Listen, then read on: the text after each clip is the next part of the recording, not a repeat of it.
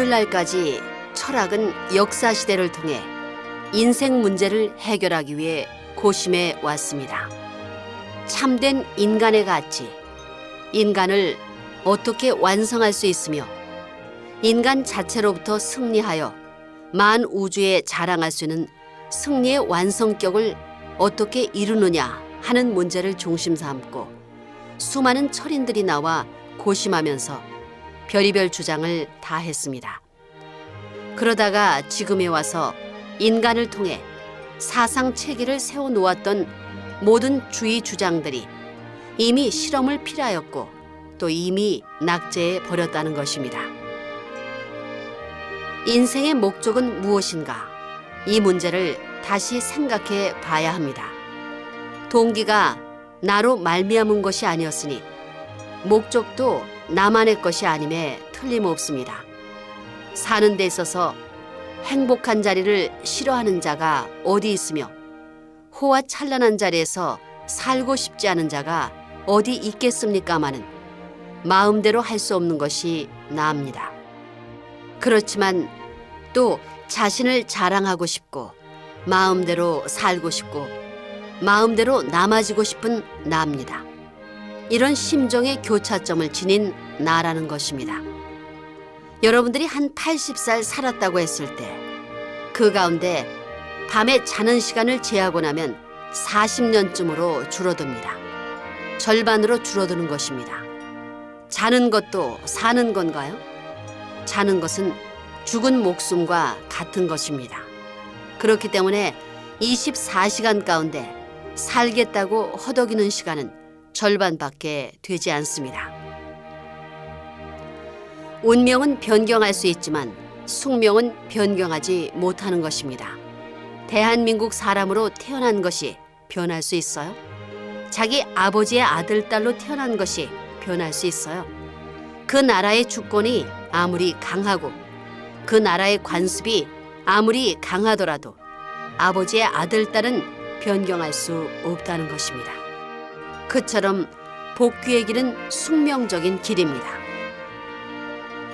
일생을 거친 후에 나는 어떠한 곳으로 갈 것인가?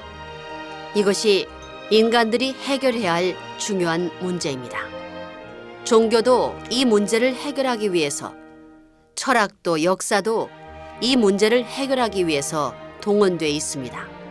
그러니 여러분 자신도 이런 운세에 사로잡혀 이끌려가고 있다는 것을 부인할 수 없는 것입니다.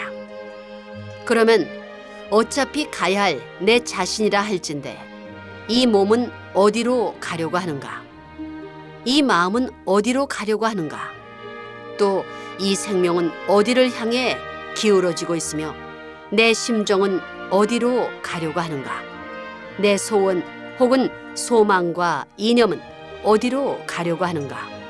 이 문제를 해결하지 못한다 할지라도 우리는 어차피 가야 할 운명에 놓여 있는 것입니다. 우리가 살다가 죽는 날 이 몸은 흙에 묻힘으로써 끝날 것입니다. 그러면 몸이 묻히는 그날 이 마음도 이 생명도 이 심정도 이 이념도 혹은 소원까지도 같이 묻혀버리고 말 것인가? 사라져버리고 말 것인가? 여기에 확실한 내용과 확실한 해결점과 확실한 목적관을 세워놓지 않는 한 이는 불행한 사람이 아닐 수 없는 것입니다. 우리는 무엇을 중심 삼고 태어났으며 무엇을 중심 삼고 가야 될 것이며 무엇을 목적으로 삼고 가야 될 것이냐. 이것은 하나님을 빼놓고서는 절대 안 되는 것입니다. 하나님을 빼놓고는 동기 없는 인연이 되는 것입니다. 동기를 갖지 못한 사람은 어떤 일을 성사시키려고 하더라도 그 결과는 거두어질 수 없고 가치를 인정받을 수가 없다는 것입니다. 어떤 건물을 지을 때는 설계자가 설계한 설계도에 따라 건축을 하게 됩니다. 설계의 원본도 없이 지어진 건축물은 설계자가 목적한 건물이 될 수 없는 것입니다. 가을절기가 왔다는 사실은 겨울이 다가오고 있다는 것을 말합니다. 겨울은 생명이 있는 자만이 통과할 수 있는 노정입니다.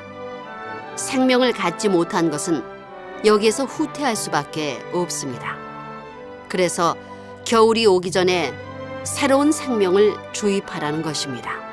새 생명은 새로운 사랑을 중심 삼은 새로운 주의와 사상, 그리고 새로운 인생관, 새로운 세계관, 새로운 우주관을 가져야 합니다. 그러지 않고는 겨울절기를 통과하지 못합니다. 겨울절기를 통과할 수 있는 생명력을 갖게 되면 그걸 통과하는 과정은 힘들지만 가면 갈수록 봄날이 가까워지는 것입니다. 봄날이 찾아온다는 것입니다. 통일교회는 그 길을 가는 것입니다. 인간은 제1의 원인적 존재가 아닙니다. 제2의 결과적 존재입니다. 그렇기 때문에 내가 있다는 것을 말하기 전에 어머니 아버지가 있음을 말해야 되는 것입니다. 이렇게 보면 근본에 들어가서 우주의 근본되는 하나님이라는 문제를 근본적으로 맨 최초로 해결지어 놓아야 할 것이 아니겠느냐 이겁니다. 어머니 이상, 아버지 이상, 조상에서 올라가게 되면 하나님이 되지요. 이런 논리를 추구한다면 나를 주장하기 전에 하나님을 결정지어야 됩니다. 하나님은 어떤 분이다. 그는 내 아버지다. 그 아버지는 어떠한 아버지다 하는 것을, 그래서 우리 통일교회는 이것을 가르쳐 주는 것입니다. 하나님은 우주의 제일 원인이시며 삼라만상의 창조주이십니다. 그리고 우주에 사랑하는 아버지이십니다. 하나님은 특별한 뜻을 이루시기 위해 만물을 창조하였으며 그 목적은 바로 사랑의 구현에 있습니다. 하나님은 참 사랑의 근원이시지만 아무리 전능한 하나님이실지라도 혼자서는 결코 사랑의 기쁨을 느낄 수 없습니다. 하나님은 사랑의 대상이 필요하며 그 대상으로부터 자발적인 사랑을 돌려받기를 원하십니다. 그 대상으로서 최고의 피조물이 바로 우리 인간입니다. 그러한 이유 때문에 인간의 삶에는 목적이 있는 것입니다. 인생의 목적은 성숙하여 하나님과 영원한 참사랑의 관계를 실현하는 데 있습니다. 바로 이것이 하나님과 인간 사이에 평화를 이루는 근본 원리인 것입니다. 인생을 어떻게 살아야 되느냐? 사람이 어디로부터 왜 태어났으며 어떻게 살아가야 되느냐? 간단하다는 것입니다. 사랑 때문에 사랑으로 말미암아 태어났으니 사랑의 길을 찾아서 사랑의 목적지로 가는 것입니다. 이러면 순환법 도상에서 영원히 돌 수 있는 것입니다. 사랑은 영원한 개념이기 때문에 사랑을 찾아서 이 중심에 오는 것입니다. 그것은 사랑에서만이 성립되는 것입니다. 내가 일생 동안 사는 것은 나 때문에 사는 게 아닙니다. 하나님의 사랑 때문에 사는 것입니다. 그 목적 때문에 이동하고 살고 하는 것입니다. 그렇게 사는 사람은 절대 망하지 않는다는 것입니다. 거기에 힘드는 일이 있고 눈물이 있고 혹은 비참함이 있더라도 그것은 하나님의 사랑을 위한 것이기 때문에 비참이 아니요 비통이 아니요 슬픔이 아니라는 것입니다.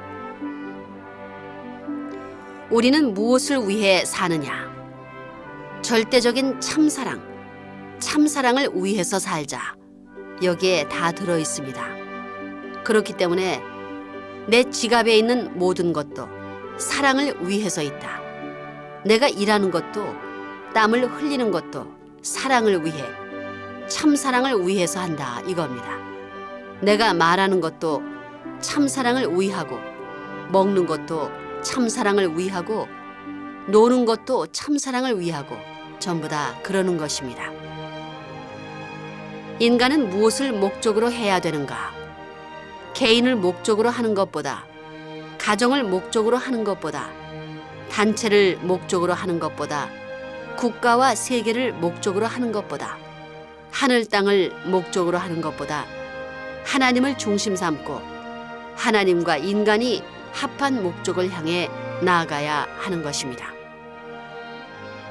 인생의 최후의 목적은 하나님을 중심 삼고 하늘의 중심이 되는 그분과 만나는 것이 문제가 아닙니다. 그분과 같이 사는 것이 문제가 됩니다. 그분과 만나는 데는 어떤 자리에서 만나느냐, 사는데 어떤 자리에서 사느냐 하는 것이 문제입니다. 그분과는 중심의 자리에서 만나고 중심의 자리에서 살자는 것인데, 그 중심의 자리는 하나님의 사랑의 자리입니다. 그렇기 때문에 인류의 양심이 지향하는 최고의 목표는 천운을 따라가서 하나님과 일치가 되어 하나님의 사랑을 내 것으로 하자는 것입니다.